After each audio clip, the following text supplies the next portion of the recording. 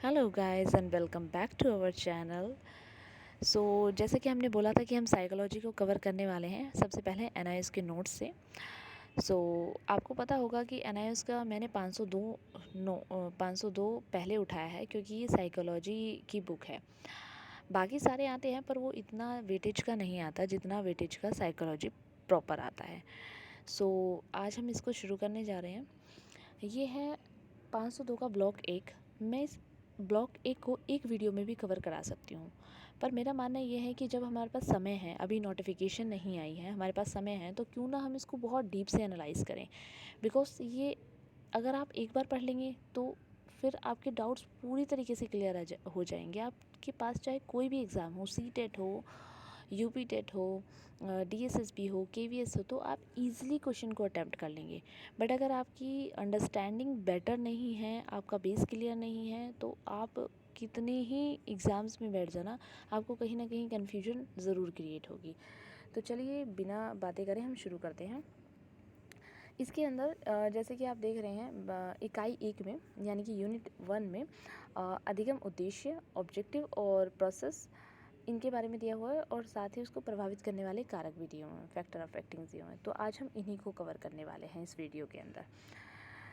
First of all, पहले आपको यहाँ पर 2 कंडीशन बताई हुई हैं। एक में श्रीमान रमन है, जो क्या करते हैं कि शामपट्ट का प्रयोग करते हैं, यानी कि ब्लैक बोर्ड का यूज़ करते हैं और उस पर पौधे के चित्र बना देते हैं। वह अवसरानुकूल बच्चे से प्रश्न पूछते हैं और ये सुनिश्चित करते हैं कि उन्हें समझ में आ रहा है या नहीं आ रहा। ठीक है, ये इतना काम करते हैं। दूसरी तरफ है मिस सीमा, जो क्या करती हैं, वो सभी बच्चों को ग्रुप में डिवाइड करती हैं और उनको एक एक पौधा लाने के लिए कहती हैं। ये 2 एक्टिविटी हैं यहाँ पर, और कोई चीज़ यहाँ काम की नहीं है। आप वीडियो मैंने रोकी हुई है, आप चाहें तो इसको अच्छी तरीके से पढ़ सकते हैं। आगे है, इन दोनों ही स्थितियों को अवलोकन करके बताया हुआ है। जैसे कि रमन जी ने शामपट्ट का प्रयोग किया, तो वो पूरी तरीके से शिक्षक केंद्रित हो गया है। जहाँ अध्यापक प्रश्न पूछता है, शामपट्ट पर लिखता है, और बच्चों को प्रश्न पूछना भी यहाँ तक कि शिक्षक केंद्रित गतिविधि में आ जाता है। यहाँ बच्चा खुद करके कुछ नहीं सीख रहा है, शिक्षक के द्वारा पकी पकाड़ी उसको खिचड़ी एक तरीके से मिल रही है, और वो उसी को ही क्या कर रहा है, कवर कर रहा है। तो देखिए यहाँ पर पहले में क्या बोला गया है। पहले स्थिति में कक्षा पूर्ण रूप से शिक्षक केंद्रित थी। शिक्षक ने पाठ की योजना बनाई, शिक्षण अधिगम सामग्री को व्यवस्थित किया, अवधारणा की व्याख्या की, प्रश्न किए और अन्य कक्षा के क्रियाकलाप किए। विद्यार्थी ने निष्क्रिय भूमिका निभाई और अनुपेक्षानुरूप शिक्षक द्वारा की दी गई सूचनाओं का आधार किया। दूसरे में देखिए तो यहाँ पर क्या है कि शिक्षण अधिगम क्रियाकलाप से सक्रिय रूप से व्यस्त थे, तो दूसरी प्रक्रिया जो है वो पूरी तरीके से छात्र केंद्रित है। अब यहाँ पर जो ध्यान देने योग्य है, रमन जी का विश्वास है हर कोई टीचर अपने अपने तरीके से पढ़ाता है, हर किसी टीचर का पढ़ाने का अपना अपना तरीका है। तो श्री रमन विश्वास करते हैं कि बच्चे छोटे हैं, कम अनुभवी हैं, तो वो अधिगम को प्रदान करने की उनको आवश्यकता है, उनको सारी चीज़ें सिखाने की आवश्यकता है। पर मिस सीमा क्या सोचती हैं? मिस सीमा सोचती हैं कि बच्चा एनवायरनमेंट से तो आया ही आया है, बच्चा अपने घर से तो आया है, बच्चे ने पौधे तो ज़रूर देखे होंगे, बच्चे ने वातावरण को ज़रूर भापा होगा, तो वो पौधे के हर एक भाग से परिचित होंगे। उसके कार्य को जोड़ के उसके हर एक भाग से बच्चा जो है वो परिचित होगा। तो यही करके क्या किया मिस सीमा ने, ये अवलोकन विधि का बताया उनको। फिर है कि बच्चे के बारे में विश्वास और धारणाएं, शिक्षक की भूमिका, कक्षा की परस्पर क्रियाएं और मूल्यांकन का तरीका, वास्तविक जीवन, अधिगम प्रक्रिया, सिद्धांत और अभ्यास के निम्नलिखित 3 उपागम, जिनके नाम निम्नलिखित हैं। तो हम यहाँ 3 उपागमों के बारे में देख रहे थे, और वो तीनों उपागम हैं शिक्षक और अधिगम के लिए व्यवहार का रूपांतर, शिक्षक और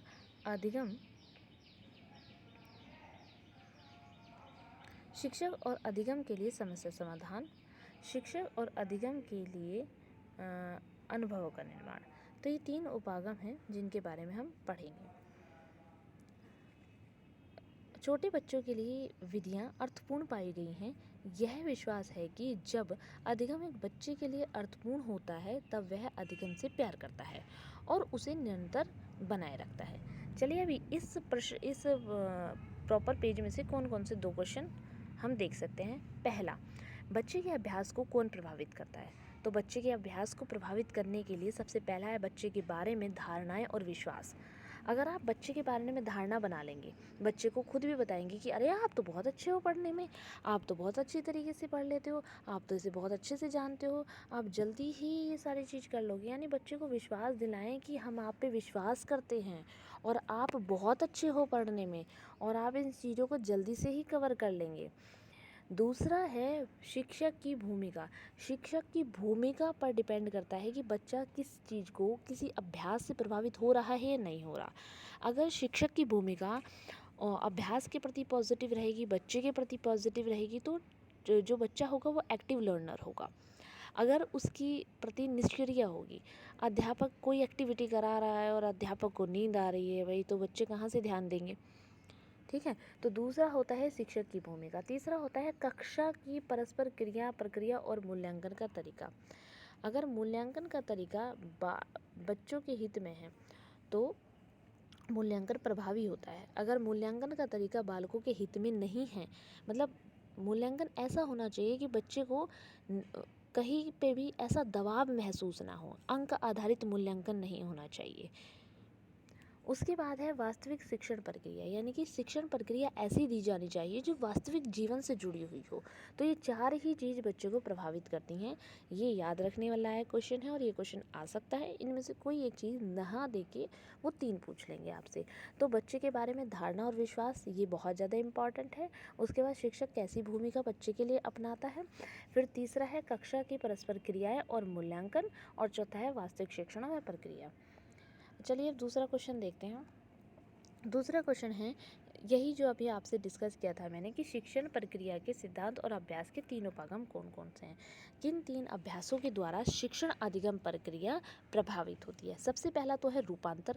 आप सभी जानते हैं कि मनोविज्ञान क्या है, व्यवहार में परिवर्तन। मनोविज्ञान क्या है, व्यवहार में परिवर्तन। तो अधिगम क्या है, व्यवहार में परिवर्तन। दूसरा है समस्या समाधान और तीसरा है अनुभवों का निर्माण। आई होप आपको ये सब चीज़ें क्लियर हो गई होंगी। चलिए आगे चलते हैं। अब बात करते हैं हम अधिगम के उद्देश्यों की, अधिगम की प्रक्रिया की। अधिगम की प्रक्रिया में हम देखते हैं सबसे पहले अधिगम क्या है। रूपांतरित होने की प्रक्रिया है, वही सिर्फ हमारे व्यवहार में परिवर्तन करना। अधिगम क्या है, व्यक्ति विभिन्न आदतें और ज्ञान प्रवृत्तियाँ प्राप्त करता है। व्यक्ति अधिगम से क्या करता है, विभिन्न प्रकार की आदतें, ज्ञान और प्रवृत्ति प्राप्त करता है। उसके बाद है अधिगम व्यक्तित्व संज्ञानात्मक। अधिगम व्यक्तित्व संज्ञानात्मक प्रभावकारी प्रवृत्ति पूर्ण उत्साहपूर्व अभ्यास युक्त में पूर्णतः परिवर्तन कर देता है। बेसिकली व्यक्तिगत यानी बेसिकली पर्सनैलिटी चेंज कर देता है अधिगम। ठीक है, तो आपको ये चीज़ याद रखनी है। यही चीज़ यहाँ पर दी हुई है। पहला पॉइंट आप देखिए ज़रा ध्यान से कि अधिगम क्या है, एक रूपांतर की प्रक्रिया है। दूसरा, अधिगम विधि के द्वारा परिवर्तन होता है। रूपांतर की प्रक्रिया यानी हमारे अंदर चेंजमेंट कर रहा है अधिगम। आप जैसे पहले थे क्या है वैसे अब हैं, कहीं ना कहीं आपकी व्यक्तित्व में परिवर्तन आए हैं, तो वही व्यक्तित्व परिवर्तन को कहा जाएगा रूपांतरित होने की प्रक्रिया। दूसरा है प्रशिक्षण विधि में परिवर्तन। पहले जिस आधार पर आप प्रशिक्षण लेते थे क्या वही प्रशिक्षण अब है? प्रशिक्षण का आधार ही व्यक्ति के आधार में परिवर्तन करता है। जो वो बनना चाहता है, यदि उसी तरीके का परीक्षण उसे पहले से मिलता जाएगा तो बच्चे के अंदर चेंजमेंट पाएगी। इसी वजह से अब सरकार के द्वारा एक्सीलेंस स्कूल बनाए गए हैं, जिससे कि बच्चे को शुरू से लेकर वही प्रशिक्षण दिया जाए जिसमें बच्चा इंटरेस्ट रखता है और जो बच्चा बनना चाहता है। तीसरा आप ध्यान देंगे कि तीसरे में क्या है कि अधिगम एक ऐसी प्रक्रिया है जिसके द्वारा व्यक्ति विभिन्न आदतें, ज्ञान और प्रवृत्ति प्राप्त करता है। मतलब उसकी ज्ञान का निर्माण होता है, उसमें आदतों का निर्माण होता है, उसमें ज्ञान का निर्माण और प्रवृत्ति का निर्माण होता है।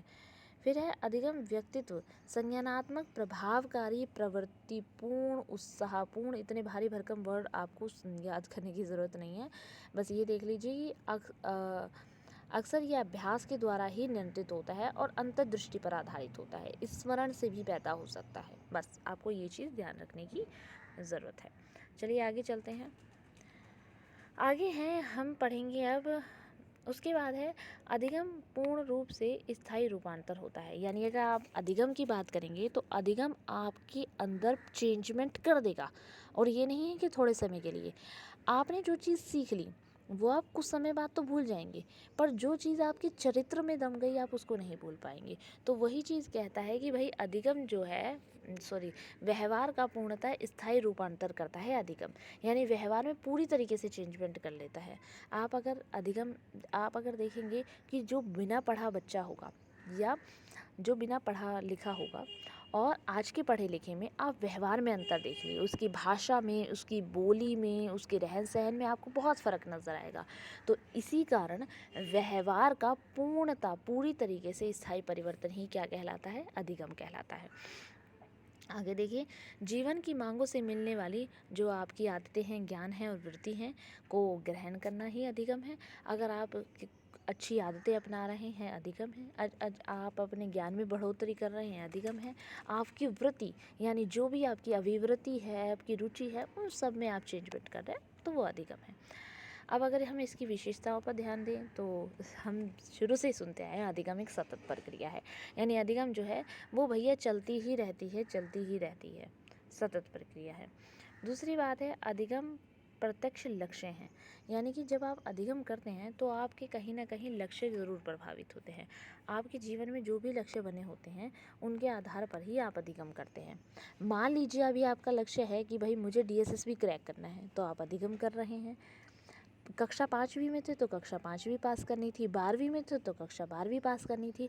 तो ये होते हैं प्रत्यक्ष लक्ष्य जो आपके सामने होते हैं, जो पॉजिटिव एटीट्यूड आपको देते हैं।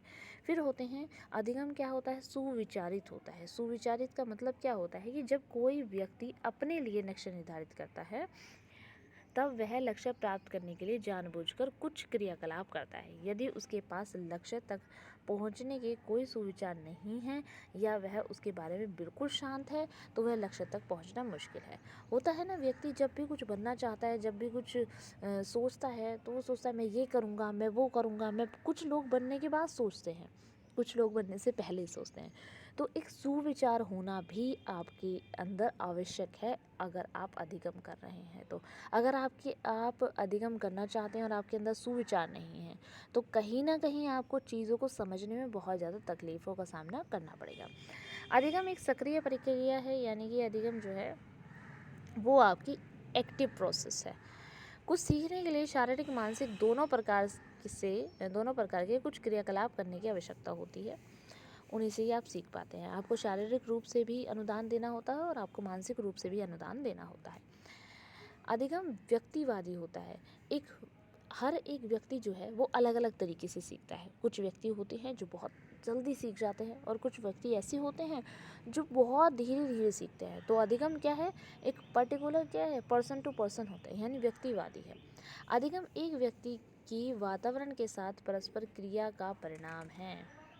इसका मतलब क्या है कि एक शिक्षक के रूप में बच्चों को प्रोत्साहित करने के लिए सावधानीपूर्वक वातावरण का संगठन करना है। प्रातः जब वे आपसे परस्पर क्रिया करते हैं, आपस में, आपसे लिखा हुआ है यहाँ, गलत लिखा हुआ है, आपस में परस्पर क्रिया करते हैं, आपस में अपने साथियों से परस्पर क्रिया करते हैं तथा शिक्षण अधिगम सामग्री से परस्पर क्रिया करते हैं। तो कहने का मतलब क्या है कि जो आपने साधन और साध्य का नाम ज़रूर सुना होगा कि अगर बच्चा जो है वो साधन है तो किसी न किसी साध्य के द्वारा ही वह ज्ञान को प्राप्त कर सकता है। यहाँ भी यही बोला गया है कि अधिगम एक व्यक्ति कि वातावरण के साथ परस्पर क्रिया का परिणाम है। जो व्यक्ति वातावरण के साथ क्रिया करेगा वही वह सीखेगा। फिर है अधिगम स्थानांतरित है। अरे अधिगम तो स्थानांतरित होना ही चाहिए। अगर अधिगम स्थानांतरित नहीं होगा तो बच्चा सीखेगा क्या?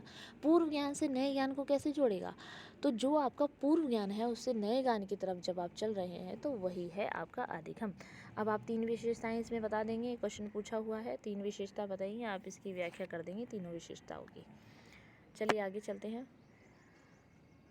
आगे है अधिगम को प्रभावित करने वाले कारक कौन कौन से हैं। तो हमने अभी देखा कि अधिगम को कौन कौन चीज़ें प्रभावित करती हैं। तो अधिगम और परिपक्वता, अधिगम को परिपक्वता प्रभावित करती है। सीखने के लिए अगर बच्चा तत्पर है या नहीं है, ये चीज़ प्रभावित करती है। चलिए आगे देखते हैं इसको।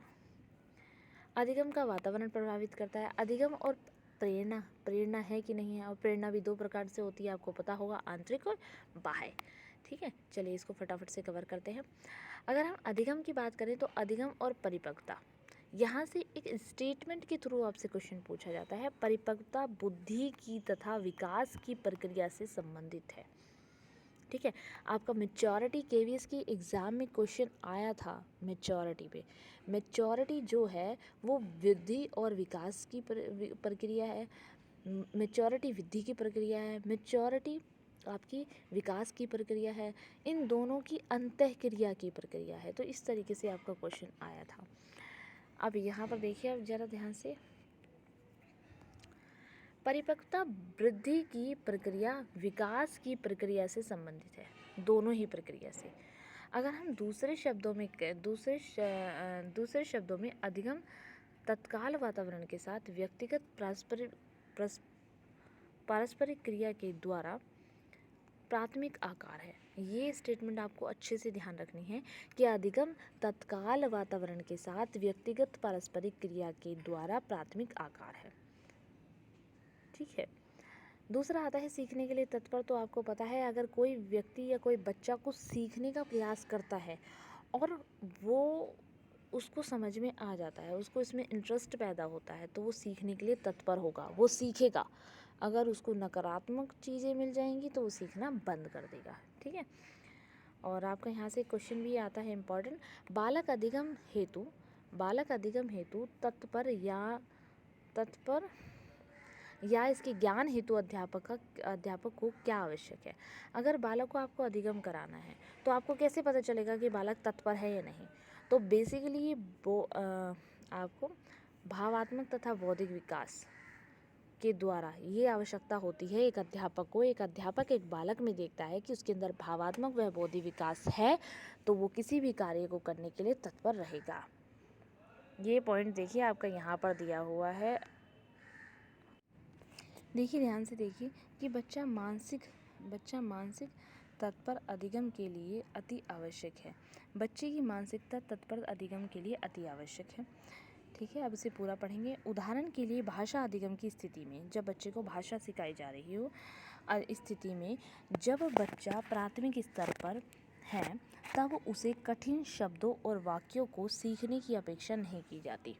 मतलब बच्चे से ये अपेक्षा नहीं की जाती कि वो कठिन शब्द बोलेगा या कठिन वाक्य बोलेगा। सामान्य रूप से शारीरिक क्रियाकलापों के लिए, जैसे टंकन करना, किसी भी चीज़ को टाँकना, नृत्य करना आदि में बच्चे की शारीरिक तत्परता की आवश्यकता होती है। जब बच्चा सीखने के लिए तत्पर होता है तभी वह प्रभावकारी अधिगम कर पाता है। अतः तत्परता का निर्धारण करने के लिए आपको भावात्मक व बौद्धिक विकास का ज्ञान होना आवश्यक है। आई होप आपको ये क्लियर हो गया होगा। प्लीज़ मेरे बैकग्राउंड नॉइज़ पे मत जाइए, यहाँ पर बहुत ज़्यादा शोर होता ही रहता है, आप थोड़ा अवॉइड कीजिए इसे, पढ़ने पे ध्यान दीजिए। चलिए आगे चलते हैं। आगे है अधिगम और वातावरण।